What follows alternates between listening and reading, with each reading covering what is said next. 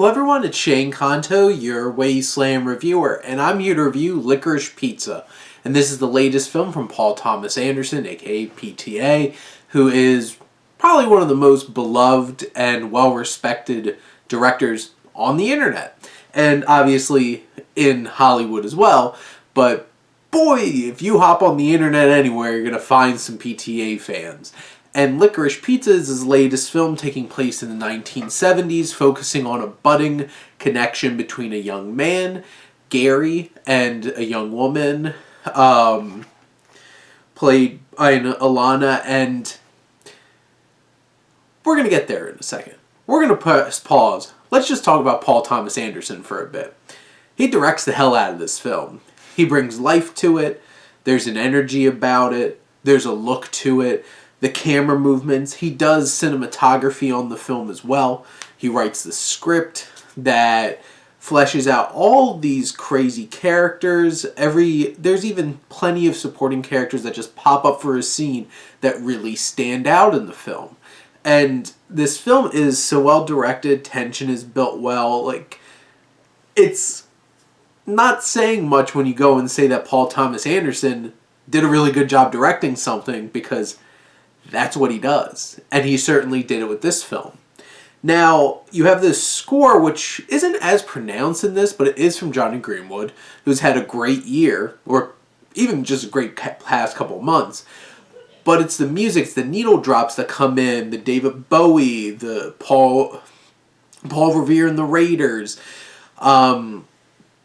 all of the great music, the Four Tops, everything that gets thrown into this film that just brings life to each and every scene, that brings this whole setting to life, because this is very accurate to the 1970s and does such a fantastic job of capturing this time period. What the issue is that stops this film from being a great film for me, and 100% of my top 10, is this relationship is uncomfortable. And I've seen people trying to say it's not romantic, but I don't know if they watch another film, because this relationship between Gary and Alana is definitely played as romantic, at least by the end. I feel like there's a lot of push and pull. You obviously know that Gary likes Alana a lot, but the thing is, like, is she necessarily leaning into it, feeding into it? But by the end of this film, you're just like, you're 10 years older than this kid, and he's a teenager. He's like 15, and you're 25, and this is uncomfortable. And I've seen this comparison a lot, and it makes a lot of sense to me, at least. Like, imagine if it was a 25-year-old man hanging out with a 15-year-old girl. Creepy. And let's just say every single man in this movie is a creep. And we'll get into that. But this relationship, it's so well put together throughout the script and the direction. The tension builds perfectly up to this payoff moment kind of thing, where you're just like, okay, finally. They can, wait a minute. Pause it. This really shouldn't be happening. And that's the thing. It makes me feel very strangely. And that takes away from the film for me. And like, the film is also 2 hours and 13 minutes, and there's definitely moments where it's just like, is this wrapping up soon? Kind of thing, because it's so episodic. And there's definitely moments where it's like, okay, is this film reaching to this thematic point that I get? And it makes sense, because a lot of this is Alana's Arrested Development, trying to grow up, but she's hanging out with a bunch of 15-year-olds. And is that stunting her own growth? Should she be trying to commit to Gary and building this connection between them? They'll go at and try to make each other jealous, and all these different kinds of things. But there's so much life in this story, so much life in these characters.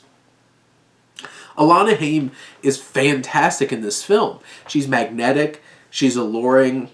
She does so much with just a look. She does so much with delivering of her lines. And you have Cooper Hoffman, who makes this 15-year-old hustler so lovable. And my God, he really reminds me of his dad, Philip Seymour Hoffman.